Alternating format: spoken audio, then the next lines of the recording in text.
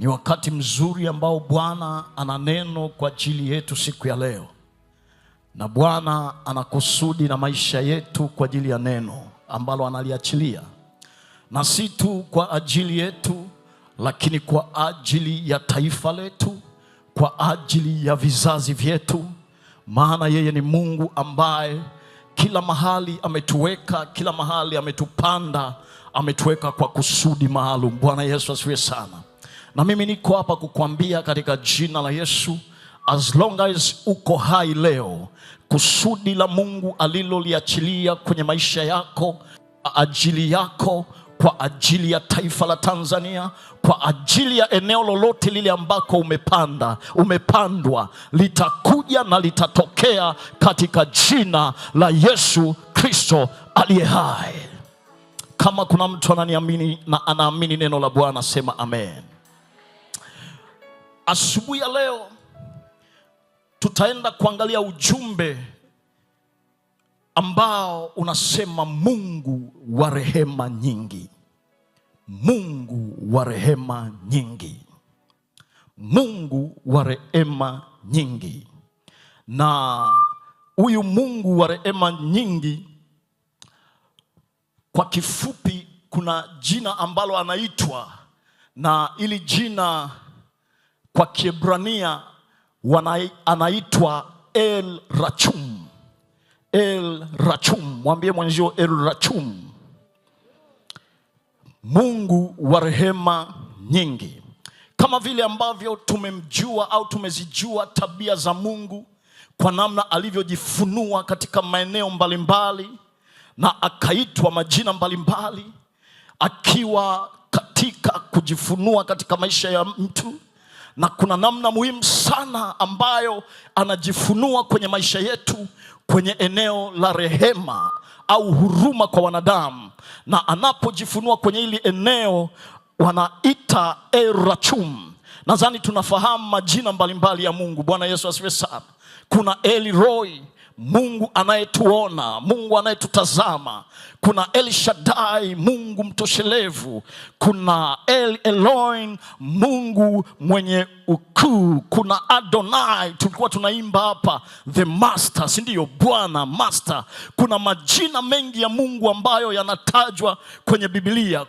Unaweza ukataja na kutaja na kutaja. Kuna Jehova Shama, Jehova Nish, Jehova Rafa. Hii ni kwa namna ambazo amejifunua katika maisha ya watu kwa namna mbalimbali. Bwana Yesu asifiwe sana.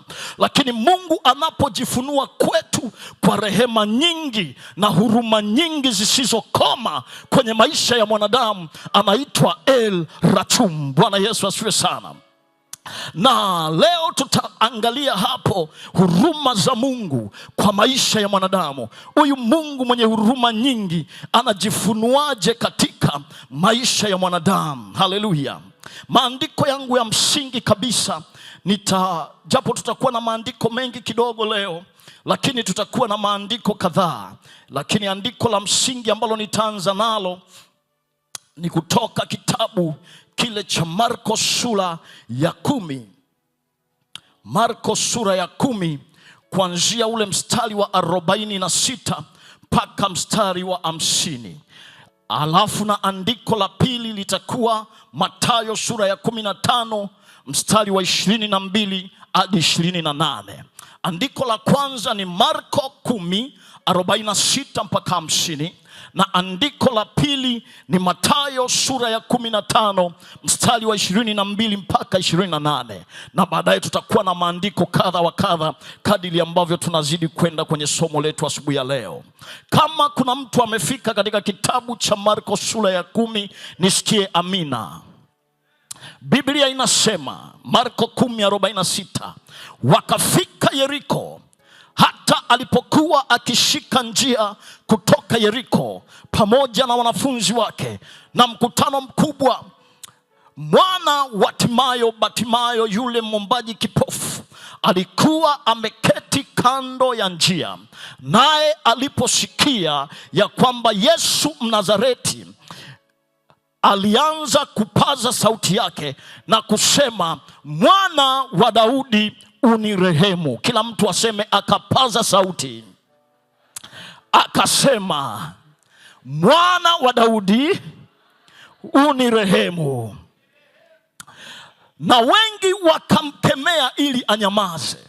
Sikiliza, lakini alizidi kupaza sauti, Mwana wa Daudi, unirehemu. Yesu akasema, mwiteni. Wakamwita yule kipofu, wakamwambia, jipe moyo, inuka, anakuita. Akatupa vazi lake, akaruka, akamwendea Yesu. Yesu akamjibu akamwambia, wataka nikufanyie nini? Yule kipofu akamwambia, mwalimu wangu, nataka nipate kuona. Yesu akamwambia, enenda zako, imani yako imekuponya. Mara akapata kuona, akamfuata njiani. Bwana Yesu asifiwe sana. Naomba twende haraka tena katika Mathayo 15 mstari ule wa 22. Mstari wa 22. Yesu, nianzie 21 tu. Yesu akaondoka huko, akaenda kando pande za Tiro na Sidoni, na tazama, mwanamke Mkananayo wa mipaka ile akatokea, akampazia sauti akisema, unirehemu Bwana. Naomba turudie tena. Akapaza sauti akasema, unirehemu Bwana, Mwana wa Daudi, binti yangu amepagawa sana na pepo. Wala yeye hakumjibu neno. Nao wanafunzi wake wakamwendea, wakamwomba wakisema, mwache aende zake, kwa maana anapiga kelele nyuma yetu. Akajibu akasema, sikutumwa ila kwa kondoo waliopotea wa nyumba ya Israeli. Naye akaja akamsujudia akisema, Bwana, unisaidie. Akajibu akasema, si vema kukitwaa chakula cha watoto na kuwatupia mbwa. Akasema, ndivyo Bwana, lakini hata mbwa hula makombo yaangukao mezani pa bwana zao. Ndipo Yesu akajibu akamwambia, mama, imani yako ni kubwa, na iwe kwako kama utakavyo. Akapona binti yake tangu saa ile. Bwana Yesu asifiwe sana. Ujumbe wangu asubuhi ya leo una kichwa kinachosema Mungu wa rehema nyingi.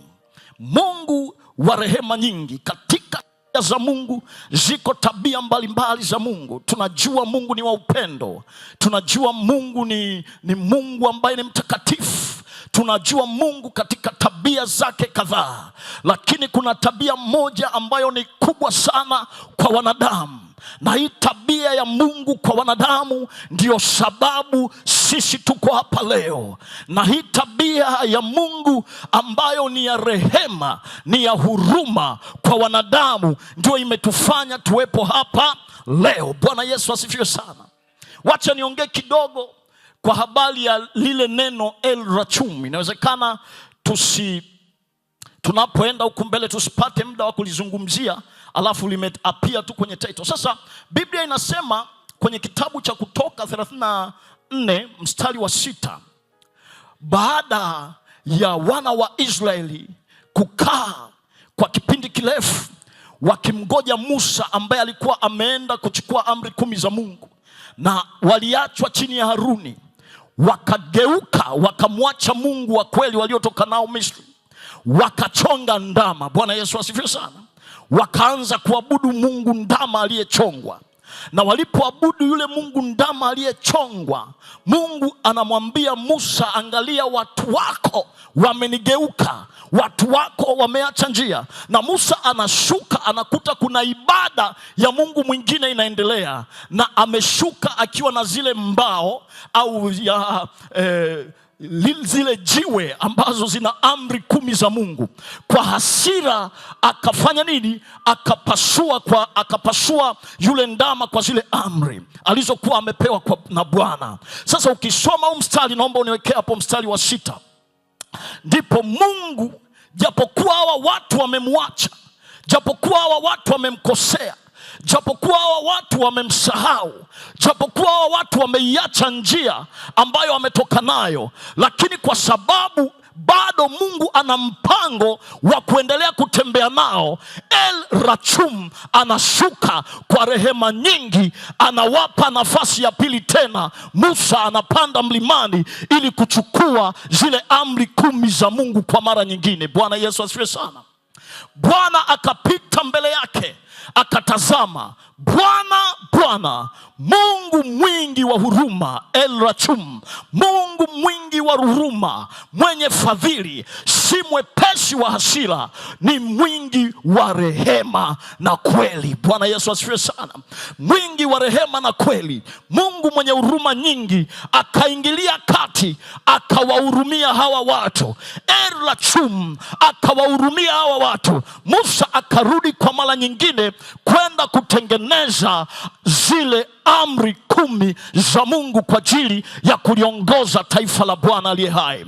Asubuhi ya leo niko kusema na mtu ambaye sijui ni kwa namna gani umegeuka, ambaye sijui ni umbali gani umetoka kwa Mungu, ambaye sijui umeshakwisha kutoweka katika mapenzi ya Mungu kwa kiasi gani. Sijui ni kwa namna gani adui ameugeuza moyo wako kwa namna gani. Nimekuja kusema habari za Mungu wa huruma nyingi kwenye maisha yako, ambaye yupo kwa ajili ya kukupa nafasi nyingine na kukutendea jambo jingine na kukufanyia upya na mianzo mipya katika maisha yako, katika jina la Yesu Kristo aliye hai.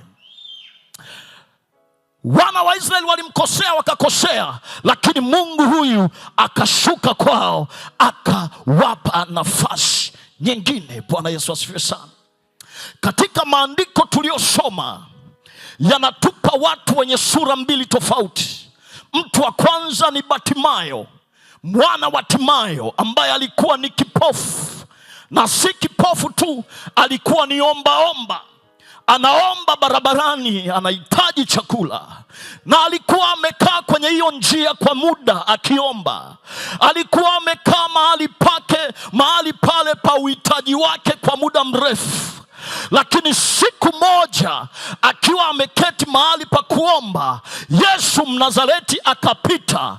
Yesu alipokuwa anapita, huyu Batimayo hakuiangalia hali yake ya upofu, lakini alijua ninahitaji nini kwa huyu aliyepita.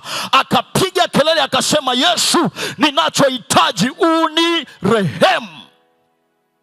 Mungu wa huruma, ninakuhitaji hapa. Bwana Yesu asifiwe sana. Mungu wa rehema, ninakuhitaji hapa.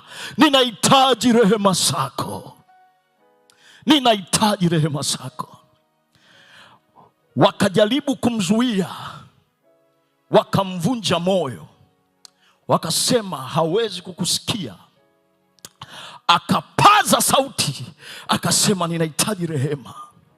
Biblia inasema Yesu akamsikia, akasema, mwiteni aje hapa, mleteni hapa. Wale waliomkatisha tamaa wakarudi wakasema, jitie moyo, anakuita. Alipofika kwa Yesu, na Yesu kidogo hapa nilishangaa sana kwenye haya maandiko. Yesu anajua kabisa huyu ni kipofu, ameita rehema, nimemsikia, amekuja katika rehema hii ambayo unataka nikufanyie nini? Bwana Yesu asifiwe sana. Unataka nitende nini kwako? Akasema, ninataka kuona. Yesu akamponya, akaona tena. Habari ya pili ni ya huyu mwanamke Mkananayo, ambaye alikuwa si wa jamii ya Israeli, aliyekuwa ni mtu ambaye ni wa mataifa, mtu ambaye hakustahilishwa kupata rehema. Akamwendea Yesu kwa hali yake ya binti yake ambaye amepagawa na pepo kwa muda mrefu.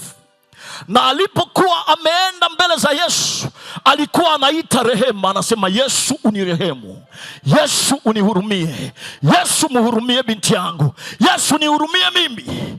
Yesu alikaza kwa sababu hakustahili, lakini yule mama alikazana kuita rehema. Akaita rehema. Wanafunzi wakamwambia Yesu, wakasema, huyu hebu atuondoke, maana anatusumbua. Kila mahali kuna kelele. Kuna mtu mwingine anasema, yule mama Ili tukio sio lilikuwa ni tukio la dakika, kwamba alipiga dakika. Ni kwamba kwenye kila movement ya Yesu alipokuwa anapiga movement, yule mwanamke alikuwa naye sambamba.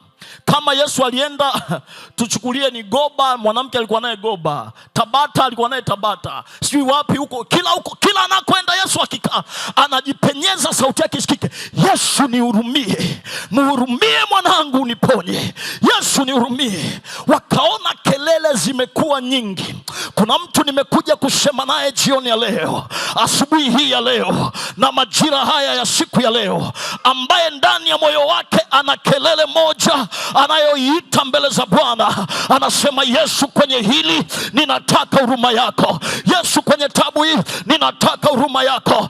Yesu, kwenye jambo hili ninataka huruma yako. Niko kukwambia mchana huu wa leo, kama Bwana aishivyo, amekusikia na anaenda kuachilia huruma yake juu yako, na maisha yako hayatabakia kama yalivyokuwa, katika jina la Bwana wa majeshi aliye hai.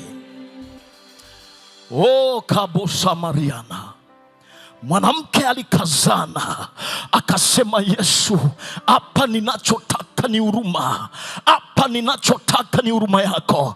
Waliojaribu kumkatisha tamaa, aliendelea kupiga kelele kwamba Yesu nihurumie.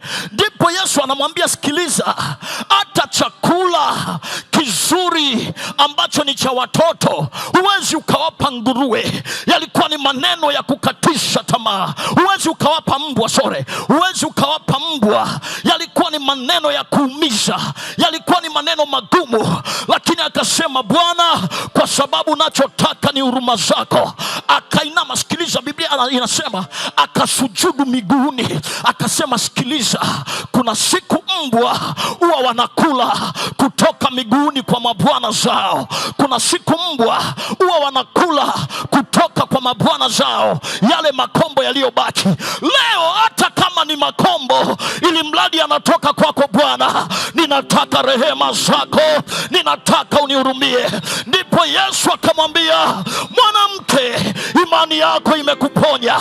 Mtoto wake aliyepagawa na pepo akawa mzima pale pale. Kuna mtu analilia rehema za Bwana siku ya leo na mazingira yanamkataa. Ninayo habari njema ya mfalme wa wafalme Yesu juu yako kwa ajili ya rehema, katika jina la Yesu Kristo aliye hai. Haleluya. Watu gani wanahitaji rehema za Mungu? Kuna makundi kadhaa ya watu wanaohitaji rehema za Mungu. Kundi la kwanza ni wenye dhambi, wanahitaji rehema za Mungu.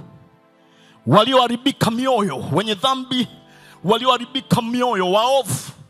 Maana kuna waovu na wenye mioyo miovu, na kuna watenda waovu, kuna wanaotenda maovu.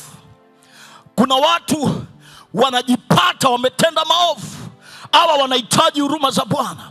Kuna watu ni waovu kwa sababu wao wanaishi na baba yao muovu. Hawa wote wanahitaji rehema za Bwana. Bwana Yesu asifiwe sana. Maana Warumi anasema, maana wote tumetenda dhambi na tumepungukiwa na utukufu wa Bwana. Kwa hiyo ili utukufu wa Bwana urudi, watu wa namna hii wanahitaji rehema za Bwana. Haleluya. Hao ni watu wa kwanza. Watu wa pili wanaohitaji rehema za Bwana ni wale ambao wanajua au wanajiona na wanaamini kwamba wamesimama, wako vizuri. Hawa nao wanahitaji rehema za Bwana na huruma za Bwana ili waendelee kusimama. Bwana asifiwe sana. Wakorintho wa kwanza 10:12 nasema, jihadharini, ajiangaliaye kuwa amesimama aangalia asije akafanya nini? Akaanguka. Kwa kuna kitu kinaweza kikamwangusha hata aliyesimama. Kwa ili aendelee kusimama, anahitaji rehema za Bwana ziweze kumshikilia. Bwana Yesu asifiwe sana. Kuna mtu ananielewa?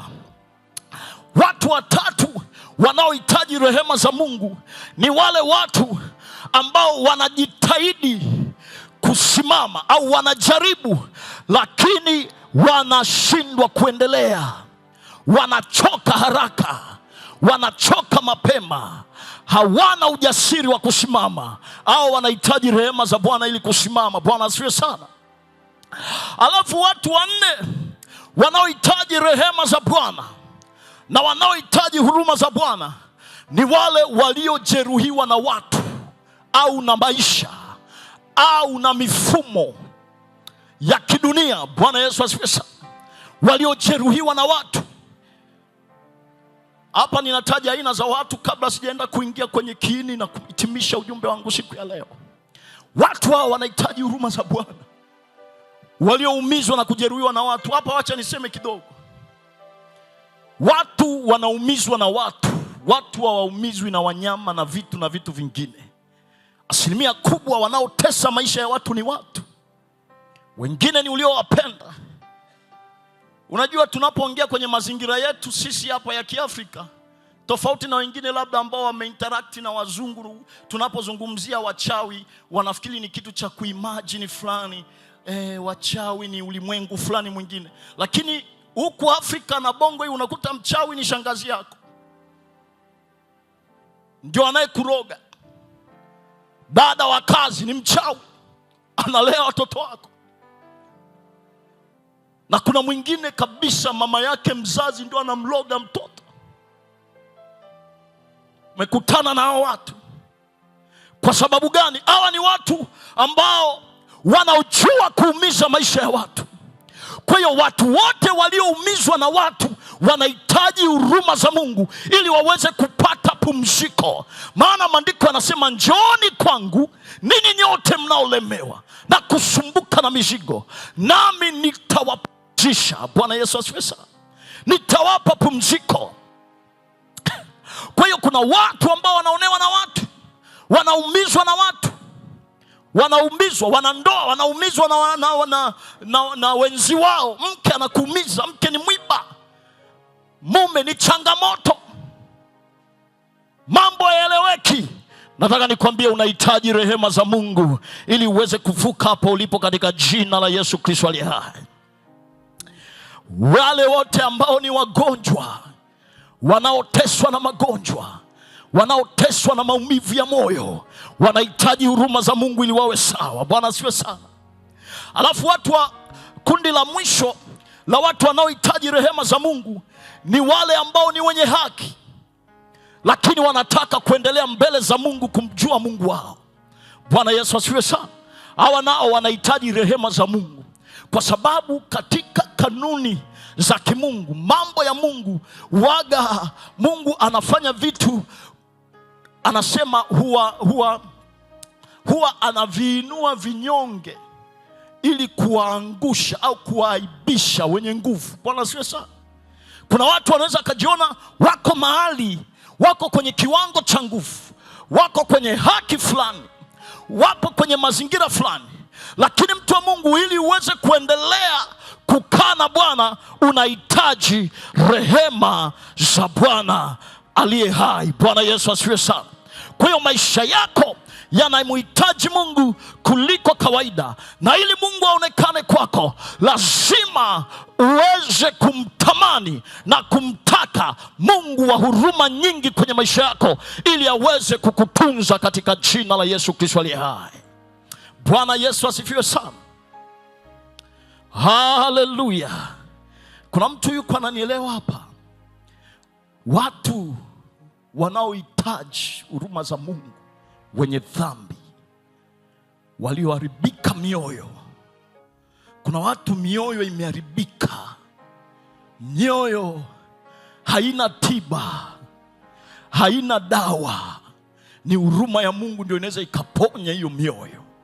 Kuna watu ni waovu, yani mtu ni muovu hadi sura ina reflect uovu ambayo uko ndani. Hivi mmewahi kukutana na mtu wa namna hiyo? Ndani yake kuna ubaya, mpaka akitokea sura yake ina reflect ubaya, kwa sababu kuna kitu kiko ndani. Hawa watu wote Yesu anawahurumia, Yesu anawataka. Mimi sijui upo kwenye level gani. Wewe ni mtenda maovu, ni mwenye dhambi, unafanya mambo mabaya, au tayari umekwisha kuharibika. Iko dawa ya kukuponya ambayo ni rehema za Bwana. Unahitaji rehema za Bwana, unahitaji huruma za Bwana. Na hawa watu ambao, ninarudia tena, wanaodhania kwamba wamekamilika, wenye kujisifu kwamba wamekamilika, Watu wa Mungu, hatusimami kwa nguvu zetu. Watu wa Mungu, hatuendi kwa uweza wetu. Maana Zekaria anasema si kwa uweza wala sio kwa nguvu, bali ni kwa Roho wa Bwana, asema Bwana wa majeshi. Mambo yote yanayotokea kwenye maisha yako, usije ukadhania ni nguvu zako. Mambo ambayo umeyapata, usije ukadhania ni uelewa wako, usije ukadhania ni network yako. Na ndio maana kumekuwa na mchezo fulani hivi sasa hivi waovyo kweli.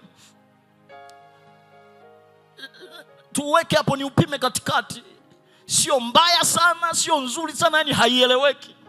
Yani watu ambao wanaona ni kama wamefanikiwa kwenye eneo fulani, wanaona watu wengine wanaopambana kufanikiwa kwenye maeneo yao tofauti ni kwamba wao ni vilaza, yani hawana maana, watu wa mwisho. Unakuta na mtu anavimba mitandaoni huko, anaviposti vimagari, alafu anakuja anamwambia wewe dogo, tafuta hela. Yani azifu wewe utafutaji hela. Na unataka kuchanganyikiwa, unataka upagawe kwa sababu ya unaoyaona. Nataka nikwambie, wanaodhania kuwa ni wakamilifu sio wao waliofika pale. Kama sio Mungu mwenye rehema nyingi aliwafikisha, basi kuna Mungu mwingine wanayemtumikia. Kwa kuwa wewe unamtumikia na kumwamini Mungu wa rehema nyingi, it is just a matter of time in the name of Jesus. Ni swala la muda tu. Hallelujah.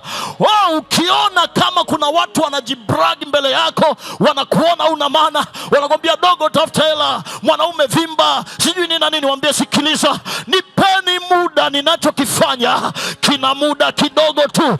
It will be materialized in the name of Jesus. It is just a matter of time. Sikiliza, watu wa Mungu huwa wanainuka kwa majira na saa ya Mungu. Watu wa Mungu huwa walipuki wakainuka kama popcorn. Huwa wanainuka kupitia mchakato. Ukiona kelele nyingi zinapigwa, waambie sikiliza, mimi bado niko ninajenga msingi. Kwa sababu wanaotengenezwa na Mungu, God is making them from the foundation. The Bible says he is establishing them. Anawajenga kutoka chini katika jina la Yesu. Kuna tofauti. There is a difference between making and established. Wewe umekuwa established katika jina la Yesu. Maana kusimama kwako, kuinuka kwako, kuna mizizi katika jina la Yesu Kristo aliye hai. Yes. Nachanganyikiwa. Kwa naangalia kisa kimoja, nilikuwa nasimuliwa of course na wadada wa sasa hivi. Anaduka Sinza, frame moja iko hivi, anauza underwear.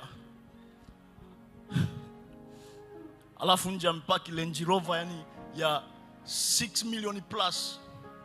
Mtandao anakuambia tunapambana.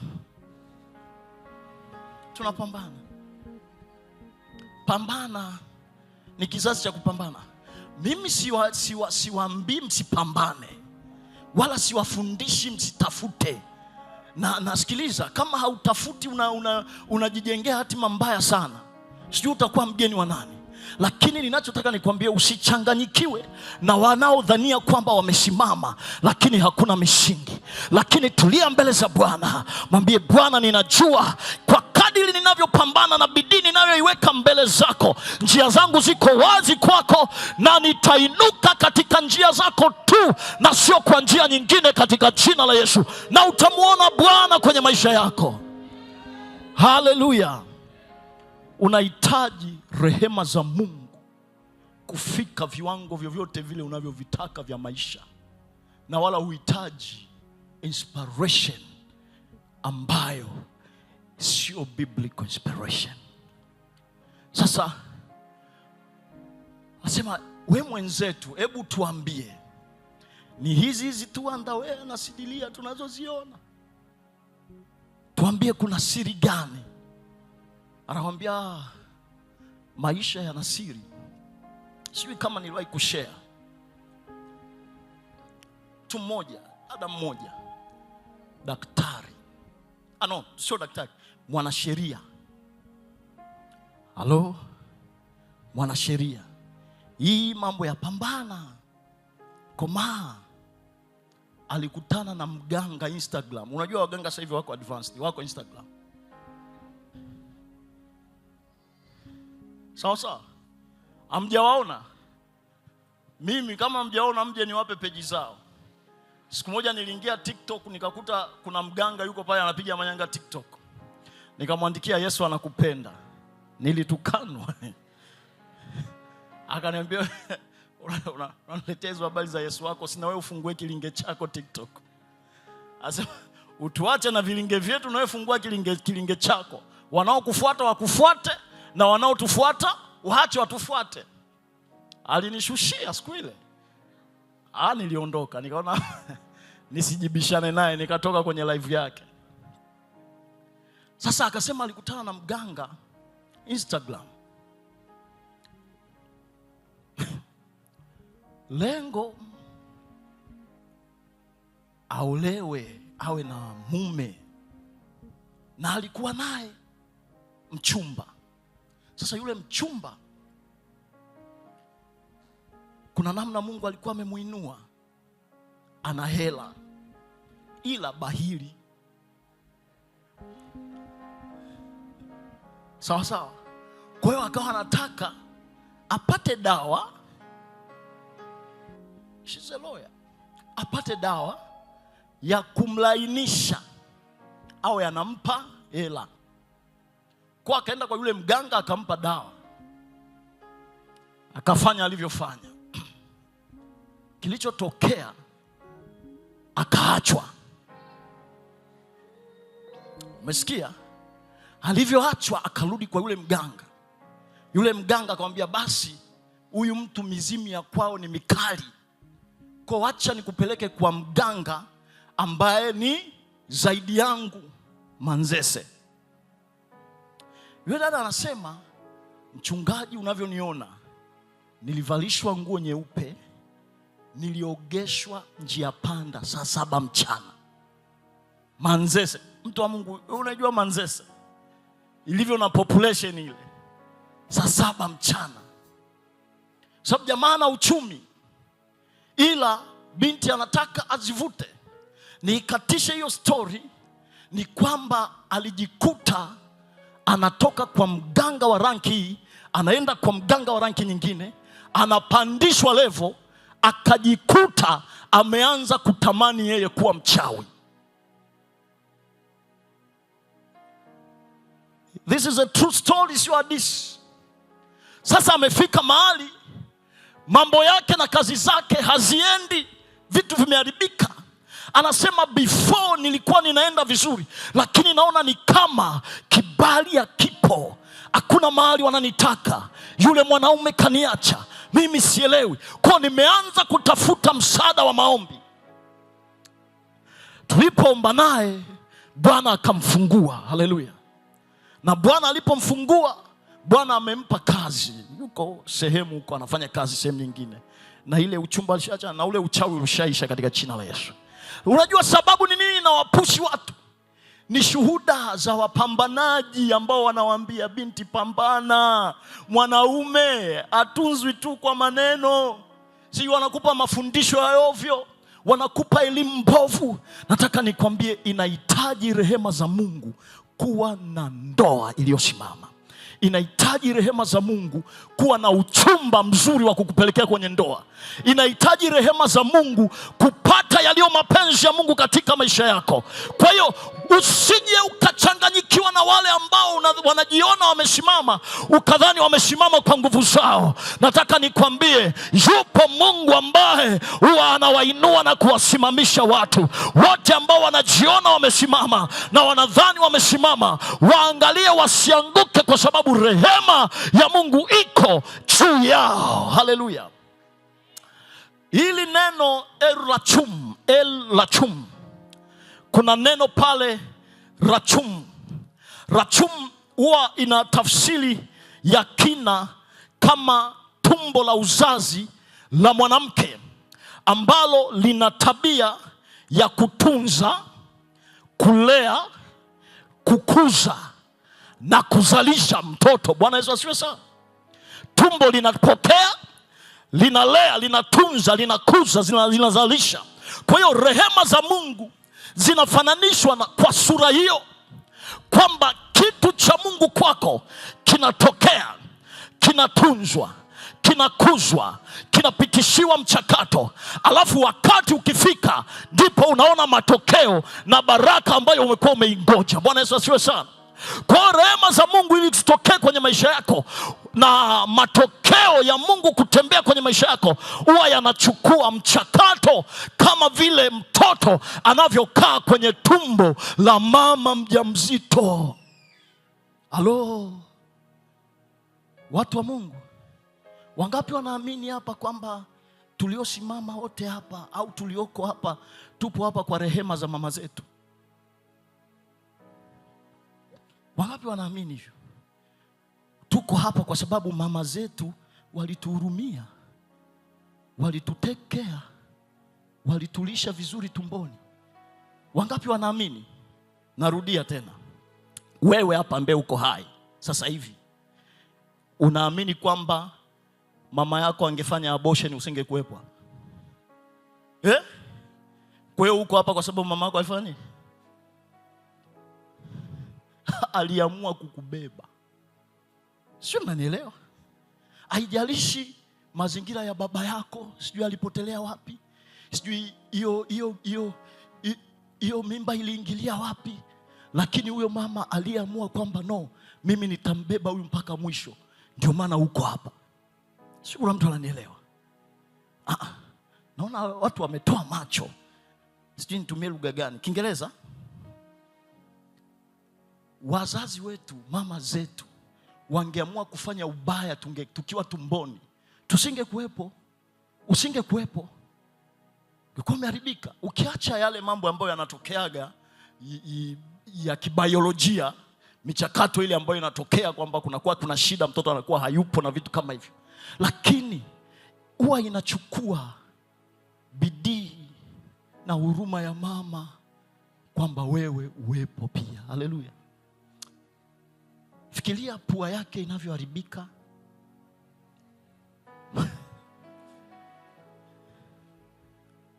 Mimi jamani, na watoto wawili. Kuna muda mnapiga selfie na mke wako, wakati ule tip mmetabasamu, ila ukienda ukikaa mwenyewe unaifuta.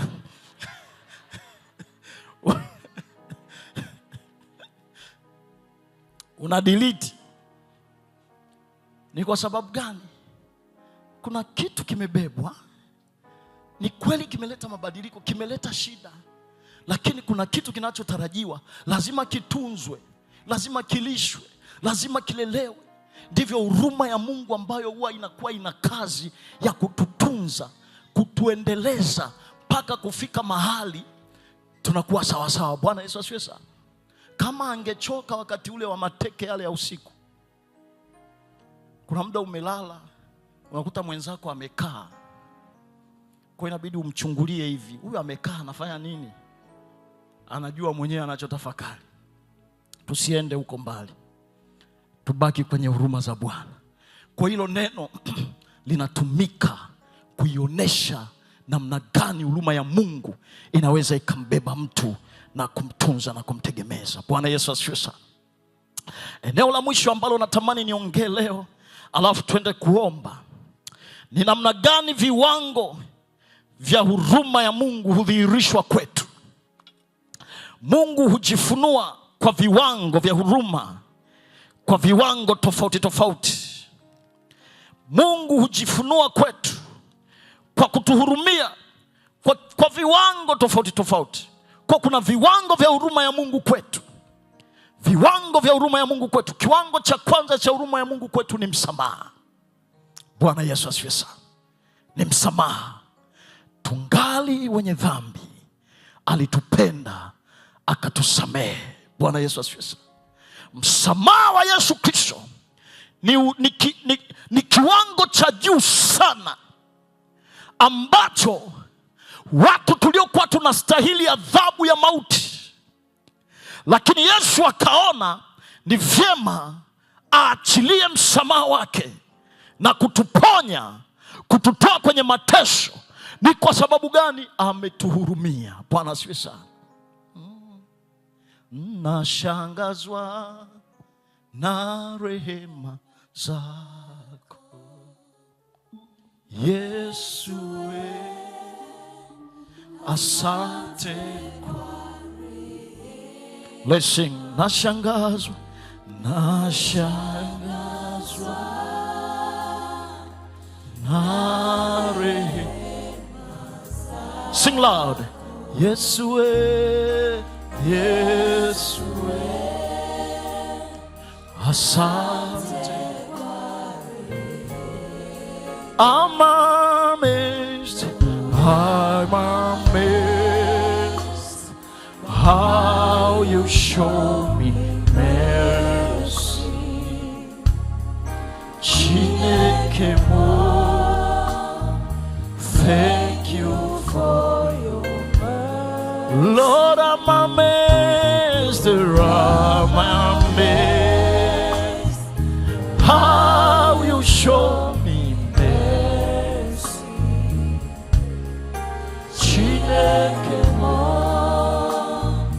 Thank you for your mercy. Huruma ya Mungu inayoleta msamaha wa Mungu. Rehema za Mungu huachiliwa kuleta msamaha kwa watu wale ambao ni wenye dhambi, kwa watu ambao wanaishi maisha ya uovu. Tunasoma habari za Daudi ambaye alikuwa anafanya uovu, alifanya uovu mbele za Bwana. Bwana Yesu asifiwe sana. Alifanya makosa mbele ya Bwana, lakini aliporudi kwa Bwana kwa magoti na kutaka toba, rehema, Bwana aliachilia rehema nyingi, akafutilia mbali uovu wake wote, alafu akamhesabu kama ni mtu ambaye anaupendeza moyo wa Mungu. Watu wale ambao walikuwa hawana maana, hawafai, watu waliokuwa wanaishi kwa kutenda dhambi na uharibifu, wanaporudi mbele za Bwana kwa rehema za Bwana na huruma za Bwana, kuna msamaha unaachiliwa. Kuna msamaha unaachiliwa. Na ule msamaha unapoachiliwa, ule msamaha unapokuja, Mungu anasababisha mianzo mipya na anautengeneza upya hata moyo ulioharibika uwe moyo safi unaompendeza yeye. Hali ya moyo wako ikoje? Unahitaji huruma za Bwana kwa ajili ya msamaha. Yes. Biblia inasema afichaye dhambi zake hatafanikiwa, bali aziungamaye na kuziacha atapata rehema. Bwana Yesu asifiwe sana. Mithali 28 inasema anayeficha dhambi hatafanikiwa kamwe. Na mimi wanawaambia watu, sio tu kufanikiwa huku tunapoongea, sio kufanikiwa kupata nyumba, sijui magari, kufanya nini. Yaani hutafanikiwa kuziacha hizo dhambi. Cha kwanza, hutafanikiwa kuziacha hizo dhambi. Alafu cha pili, utafungwa kwenye hicho kifungo na maisha yako yatakuwa yamebaki hapo hapo. Lakini ukijiweka wazi, ukizipeleka kwa Bwana, Mungu ni wa rehema, anakuachilia na anakusamehe. Daudi akamwambia Mungu, nimekutenda dhambi mimi mwenyewe, nimefanya uovu na sina namna ninaweza nikajificha, maana uovu wangu uko mbele yako. Akamlingana Bwana, Bwana akaachilia msamaha. Na mimi ninakwambia asubuhi ya leo, msamaha wa Bwana upo, kwa sababu rehema za Mungu zimeachiliwa kwa ajili yako katika jina la Yesu Kristo aliye hai. Nini kinatokea ili upate msamaha wa Mungu? Kwanza ni toba ya kweli. Amen. Namba 2 ni kusamehe wengine. Moja ni toba ya kweli. Namba 2 kusamehe wengine. Ili usamehewe, lazima usamehe. Kuna watu wako hapa hawazioni rehema za Mungu kwa sababu kwao msamaha sio lugha. Hawajui kusamehe wengine, hawajui kuachilia wengine, hawajui kuachilia wale waliowakosea. Maandiko yanasema msipowasamehe ninyi waliowakosea makosa yenu, Baba wa mbinguni naye hatawasamehe. Mathayo 6:14 na 15. Msiposamehe waliowakosea, na ninyi hamwezi kusamehewa. Kwa hiyo msamaha huwa unakuja unapoachiliwa msamaha, unafungua mlango wa wewe kupokea rehema za Mungu kwenye eneo la msamaha. Namba 2 pia ni kujisamehe. Kuna watu wanafanya makosa au wana makosa au wana maumivu waliofanya vitu, na wao hawawezi kujisamehe, hawawezi kuachilia. Kila siku unajilaumu kwa jambo ambalo ulilifanya mwaka juzi. Unasema nisingefanya hiki, nisingekuwa hapo. Ni kweli, lakini wakati huo ulishapita. Mwambie Bwana, hile nililofanya limepita. Sasa ninataka nianze safari mpya na wewe. Usitembee kwenye guilt, kwenye mambo uliyoyafanya zamani. Nataka nikwambie usikae hapo. Kuna yaliyofanyika, yachukue kama shamba darasa. Jamani, mnalijua shamba darasa? Yachukue kama sehemu uliojifunza, na usitamani kurudi tena huko, lakini anza kutembea upya katika jina la Yesu. Jisamehe, jiachilie, na utamwona Bwana. Haleluya. Jisamehe mwenyewe, samehe wengine, na Bwana ataonekana kwako kwa rehema nyingi, na Bwana ataonekana kwako kwa huruma nyingi. Haleluya. Namba 2, rehema za Mungu zinapoachiliwa, Mungu huziachilia rehema kwa kiwango cha kuingia kati hali zetu. Bwana asifiwe sana. Mungu anaachilia msamaha ili aingilie kati hali zetu, aingilie kati maisha yetu, aingilie kati mazingira tulionayo. Sasa sikiliza kilichotokea.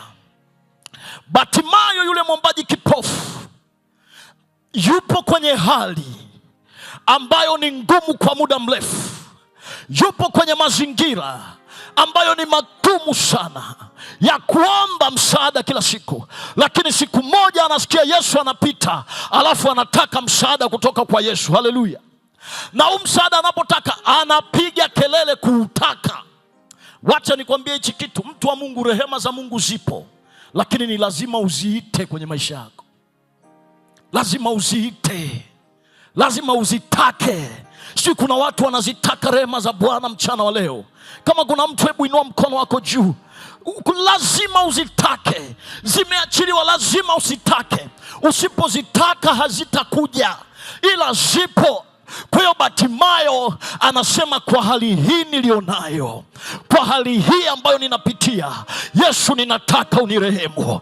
Yesu ninataka rehema zako.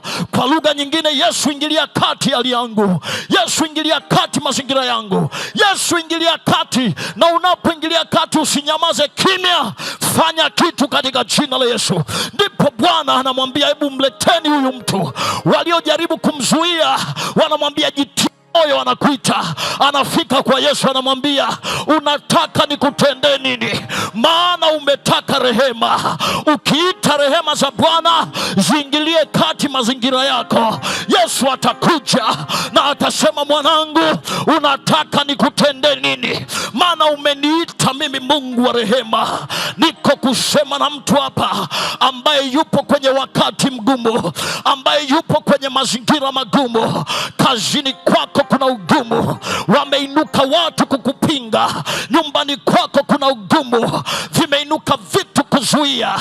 Wameinuka watu kukuchonganisha, wameinuka watu kukusema vibaya, wameinuka watu kila kona, wala hauoni tumaini. Kuna mambo yako ulikuwa umeyapanga, kuna mtu ameinuka, amezuia, na amekwambia kabisa kabisa, kakutangazia kwamba nitazuia.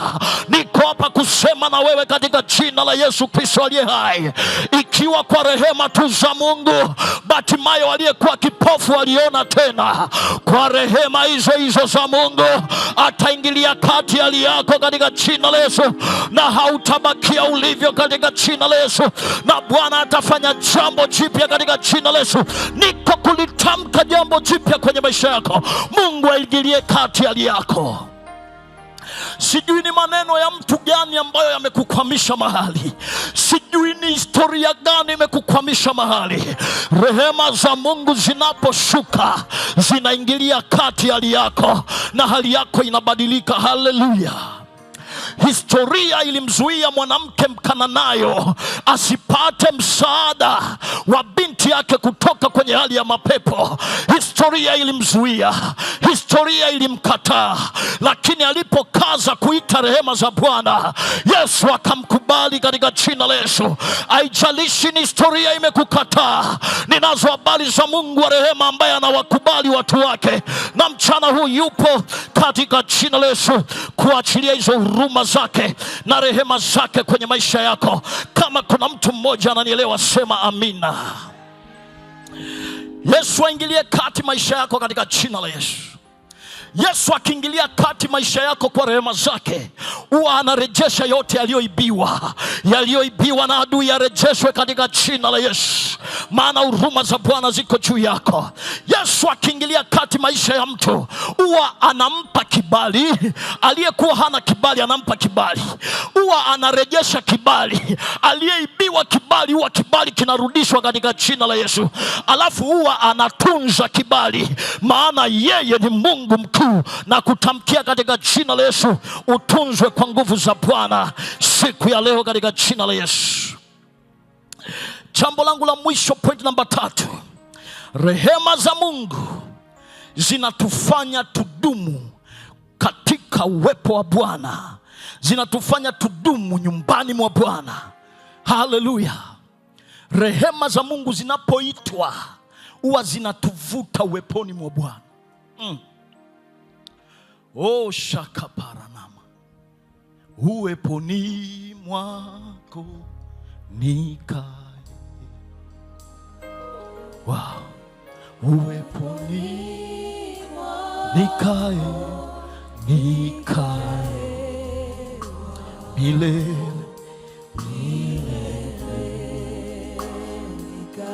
uweponi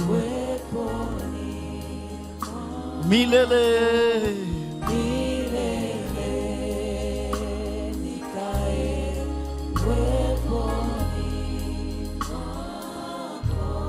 Watu wa Mungu, hatukai kwa Mungu kama sio kwa rehema za Bwana.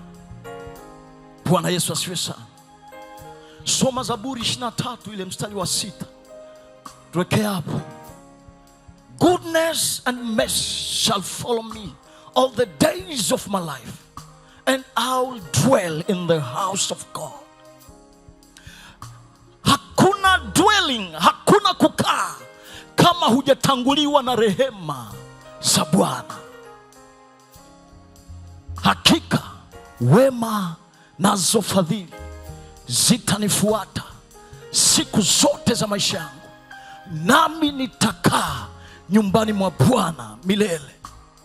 Weka Zaburi hiyo 23 mstari wa 6 pale. Inatusaidia kukaa nyumbani mwa Bwana. Inatusaidia kukaa nyumbani mwa Bwana. Haleluya. Yes.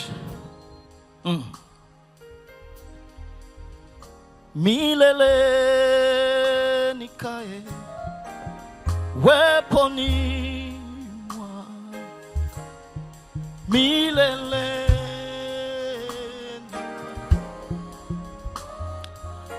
Hakika wema na fadhili zitanifuata siku zote za maisha yangu, nami nitakaa nyumbani mwa Bwana milele. Hakuna siku ambapo rehema za Mungu zitakuja kwako alafu usi experience uwepo wa Mungu. Ninapokuwa namalizia hii point, naomba tusimame. Daudi akasema, neno moja nimelitaka, nalo ndilo ninalitafuta, kwamba nikae nyumbani mwa Bwana milele. Na huko nyumbani mwa Bwana nitakuwa ninautafakari uzuri wa Bwana. I'll be meditating the goodness of God. Fadhili za Bwana nitakuwa ninazitafakari huko. Praise team, tunaweza tukaja tu hapa mbele. Wema wa Bwana nitakuwa ninautafakari huko. Watu wa Mungu, hakuna kitu kinachomfanya mtu awe salama kama sio uwepo wa Bwana. Kinachokutunza nyumbani mwa Bwana ni rehema za Mungu. wala sio historia yako ya wokovu, kwamba una miaka mingapi ya wokovu, kwamba wewe ni general kwenye ufalme wa Mungu. Tumewaona na tumewasoma hata watu wakubwa waliotembea na Mungu. Kuna mahali walifika, walianguka, walirudi chini, wakabaki chini, alafu ikabaki ni mshangao. Kinachokufanya ukae na Mungu ni rehema za Bwana. Kinachokufanya Bwana atembee kwenye maisha yako ni rehema za Bwana. Mara nyingine huruma ya Mungu inapokuja kwako, huwa inazidi juhudi zako.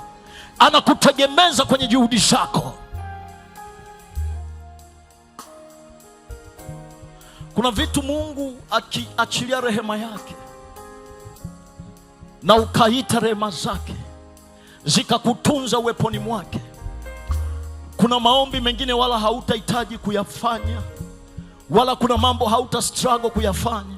Utashangaa tu Bwana anayaachilia kwako, kwa sababu uko nyumbani mwake, kwa sababu uko nyumbani mwake, kwa sababu uko nyumbani mwake, kwa sababu uko nyumbani mwake. Tufunike macho yetu sasa, tufunike macho yetu sasa. Mungu amesema nasi, tunahitaji rehema za Bwana. Kwenye mazingira yoyote yale unahitaji rehema za Bwana. Ikiwa ni msamaha, msamaha umeachiliwa. Ikiwa kuna maeneo unataka yaingiliwe kati na Mungu, ni rehema zake tu ndo zinaachilia. Na ikiwa una struggle kukaa nyumbani mwa Bwana, kuna watu wana struggle kukaa na Bwana. Kila unapojaribu kushiriki mambo ya Mungu, unabebwa na mambo mengine. Rehema za Bwana ziko hapa. Rehema za Bwana ziko hapa. Umejawa na rehema na neema tele. Umejawa na rehema na neema. Umejawa. Ikiwa upo mtu unasema leo mimi ni kama yule Batimayo, ninataka Yesu aniguse. Ikiwa uko hapa leo ni kama yule mwanamke Mkananayo, unasema Yesu leo usiniache, hata kama ni chakula cha mbwa, mimi ninataka rehema. Mkono wa Bwana uko hapa tunapoimba wimbo, wewe pita hapa mbele. Ikiwa unasema una jambo unataka Bwana aingilie kati kwa rehema zake, tunapoimba wewe njoo hapa mbele. Ratebosa katata yekapatata la bosoto na neema. Tuna Bwana kama sio wewe, you need the mercy of God. Shatere mama masaka, you need the mercy of God. You need it, you need it, you need it. Unahitaji rehema, unahitaji rehema. Kama sio ningekuwa wapi? Kama sio wewe Bwana, yakana maya tata basaka, yakana masata na mama, shekaba na na soto na maya. Yakana masatele monos, yakana masatele maya, yakasatele mananos, yakana masatele maya, yakama satele mo, ratele baba, losana baba, satele baba, satele mo, shekapata patata, shekona masatele maya. Listen to me. Batimayo alipaza sauti akasema, Yesu ni rehemu. Kwenye hili Yesu nataka rehema zako. Ugonjwa Yesu usipoachilia rehema zako nimeisha. Hii biashara Yesu bila rehema zako nimekwama. Hii shule bila rehema rehema zako nimekwama. Kuna mtu Mungu anaisikia kilio cha ndoa yake. Huyo mume wako bila rehema za Bwana umekwama. Ita rehema za Bwana kwenye nyumba yako, wala usinyamaze, usikae kimya. Shatekataba, uliyeko hapa mbele inua mikono yako, na uliyeko nyuma inua mikono yako. Nisikie sauti za watu wanaoita rehema za Bwana. Shekabadaba satata, ita kama Batimayo, ita kwa nguvu, sema Yesu ni rehemu, Yesu ni rehemu. Yesu, ninaita rehema zako, ninaita rehema zako, ninaita rehema zako. Shatatatatata yakota. O Yesu ni rehemu, o Yesu turehemu, o Yesu turehemu, o Yesu turehemu. Nyosha mkono wa rehema, nyosha mkono wa rehema, nyosha mkono wa rehema, nyosha mkono wa rehema, nyosha mkono wa rehema, nyosha mkono wa rehema. Ayakabatabashata, ayabakatabashata, ayabakatabasha, ayakamatolobosha. Bwana hurumia ndoa hizi, Bwana hurumia nyumba hizi, Bwana hurumia nyumba hizi, Bwana hurumia nyumba hizi. Shetotototosh, shetotototosh, shetotototosh, shetotototosh, shekapapatash, shekapatapash, shetotototosh. Endelea kuita rehema, endelea kuita rehema, endelea kuita rehema, endelea kuita rehema, endelea kuita rehema. Shika shatatarabakotototosh, shakapatatarabatosh, shakapatadadadosh. Yesu anakurumia, Yesu anakurumia, Yesu anakurumia, Yesu anakurumia. Mkono wa rehema wa Bwana, mkono wa rehema wa Bwana, hizo rehema kwa jina la Yesu. Rehema za Bwana, rehema za Bwana, rehema za Bwana, rehema za Bwana. Yes. Zishuke sasa, zishuke sasa, zishuke sasa. Rehema za Bwana, rehema za Bwana, rehema za Bwana, rehema za Bwana. Yes. Akubebe kwa rehema, akubebe kwa rehema, hizo rehema. Yes, rehema za Bwana, yes, rehema za Bwana, yes, rehema za Bwana, yes, rehema za Bwana, yes, rehema za Bwana, yes, rehema za Bwana, yes, rehema za Bwana, yes, rehema za Bwana. Rehema za Bwana, rehema za Bwana, rehema za Bwana, rehema za Bwana, rehema za Bwana, rehema za Bwana, rehema za Bwana, rehema za Bwana. Yes. Rehema za Bwana, rehema za Bwana, rehema za Bwana, rehema za Bwana, rehema za Bwana, rehema za Bwana, rehema za Bwana, rehema za Bwana, rehema za Bwana. Yes. Zishuke sasa, zishuke sasa katika jina la Yesu. Juu ya magonjwa, rehema za Bwana, rehema za Bwana, rehema za Bwana. Nguvu za giza ziachie sasa, ziachie sasa. Mapepo yaachie, vifungo viachie, mateso yaachie, uonevu waachie kwa jina la Yesu, kwa jina la Yesu.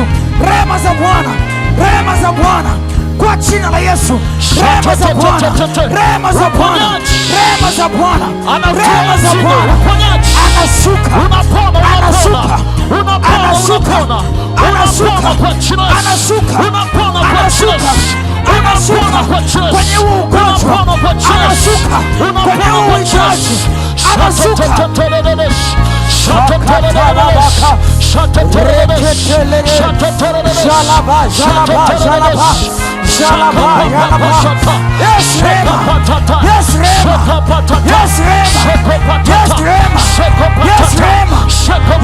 Rehema za Bwana, rehema za Bwana, rehema za Bwana, rehema za Bwana, rehema za Bwana, rehema za Bwana. Yes. Rehema za Bwana, rehema za Bwana, rehema za Bwana, rehema za Bwana, rehema za Bwana, rehema za Bwana. Itarehema, anashuka kwa rehema, anashuka kwa rehema. zinashuka sasa, zinashuka sasa, zinashuka sasa, hizo rema zinashuka sasa, zinashuka sasa, zinashuka sasa, rema za Bwana, rema za Bwana, rema za Bwana. Shetemela masoto na maya. Shekatamana. Jesus. Inua mikono yako miwili, ita kwa nguvu. Kama kuna sauti inakuzuia, kama kuna roho inakuzuia, tunaishughulikia hiyo roho inayozuia usipokee rehema kwa jina la Yesu, kwa jina la Yesu, kwa jina la Yesu, kwa jina la Yesu, kwa jina la Yesu, kwa jina la Yesu. vifungo vyote kwa jina la Yesu ambacho kinazuia kwenye nyumba yako, kila kifungo kwenye ndoa yako, kila kifungo kwenye hiyo afya, kila kifungo kwenye hiyo afya, rehema za Bwana, rehema za Bwana, rehema za Bwana ziachilie mpenyo, ziachilie mpenyo, ziachilie mpenyo, ziachilie mpenyo katika jina la Yesu, kwa jina la Yesu. In the name of Jesus. Ikiwa mikono yako imeinuwa juu, paza sauti, ita Yesu, ita Yesu, ita Yesu, ita Yesu. Mungu ananionyesha kuna watu kama watatu wanakuwa wapo kwenye vyumba vyao vya zamani, walivyokaa zamani, walivyolala zamani, na Bwana ananiambia anataka kuwatoa. Sogea, piga hatua hapa mbele.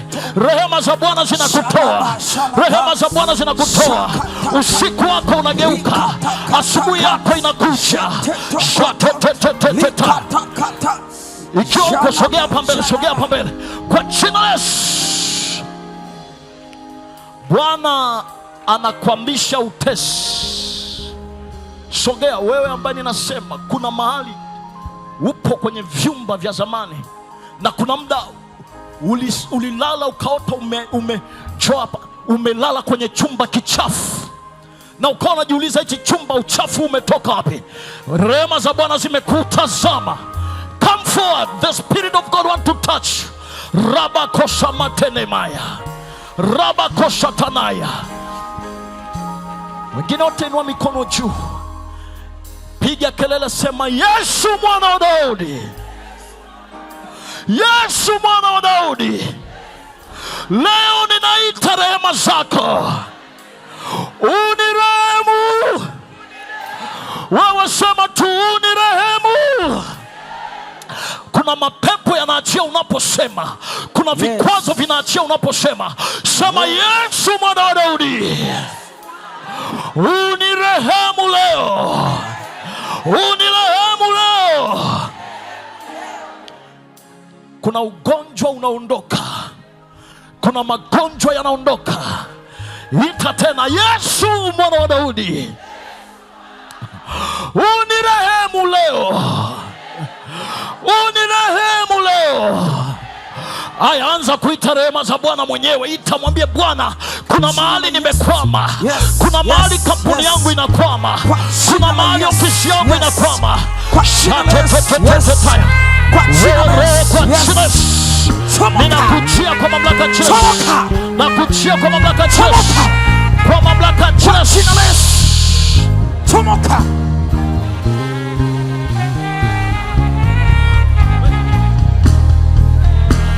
Tomoka. Tomoka. Yes. Toka chia. Unatoka hapo kwa jina la Yesu. Unatoka hapo kwa jina la Yesu. Unatoka hapo kwa jina la Yesu. Katika jina la Yesu. Shatete barata tabasata. Shatete debasa. Shatete barata na masata na ma. Ratene masata na ma. Liko na masata na ma. Sheka patata la bata.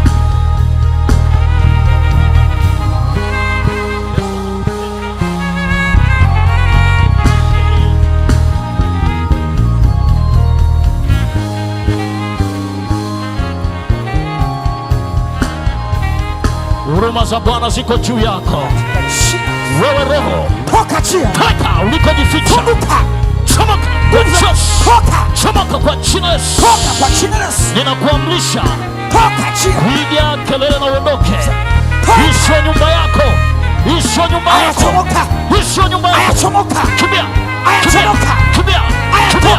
Kimbia kwa Yesu. Kimbia kwa Yesu. Chomoka kwa Yesu. Hii sio nyumba yako. Hii sio nyumba yako. Chomoka kwa jina la Yesu. Kemea, kuna roho chafu. Ninaamuru kwa jina la Yesu. Hilo pande ling'oke. Kuza giza. Yes. Mkono wa Bwana uko juu yako. Mkono wa Bwana uko juu yako. Mwisho wa mateso yako. Mwisho wa mateso yako. Mwisho wa mateso yako. Mwisho wa mateso yako. Katika jina la Yesu. Ninatamka katika uweza wa jina la Bwana. Bwana amekutazama kwa rehema zake. Baba, wako watu wameshutumiwa mabaya na kesi zao zimefika pabaya, na Bwana watu wameinuka kinyume nao vibaya. Yesu wa huruma, nyosha mkono wako. Nyosha mkono wako. Nyosha mkono wako. Yesu wa huruma, nyosha mkono wako. Yesu wa rehema, nyosha mkono wako. Hayo mashutumu ya giza ninafuta. Kila lililoandikwa ninafuta. Bwana, wamefanya biashara, miaka na siku zinaenda, hawajaona hata faida. Na Bwana, kuna watu wameinuka pembeni yao. Baba, nyosha mkono wako wa rehema. Nyosha mkono wako wa rehema. Angalia shule za watoto hawa. Angalia kazi zao. Rehema yako Bwana iwe juu yao. Katika jina la Yesu. Mungu Roho Mtakatifu, tunakutukuza. Thank you for your mercy. Asante kwa rehema zako. Maisha yako sasa yaanze kuexperience rehema za Bwana. Yesu amekuhurumia. Yesu amekutazama. You will never remain the same. Wewe ambaye unalilia watoto, unalia watoto wako, unalilia watoto wako waliogeuka na kukengeuka, rehema za Bwana zinawatembelea. Rika maraba soporia nanaya liko manana masata. Kwa jina la Yesu, tumbo lako linaenda kubeba uzao na watoto wako katika jina la Yesu. Wako jiani karama sheketaya. Baba, ninakushukuru. Unaweza ukampigia Yesu makofi ya shukrani ukiwa unaenda kuketi. Shatana marabushata. Shatere bashata. Pokea rehema za Bwana katika jina la Yesu. Yesu amekuhurumia. Yesu anarejesha ndoa yako. Yesu anarejesha mume wako. Yesu anarejesha kicheko na amani inarudi katika jina la Yesu.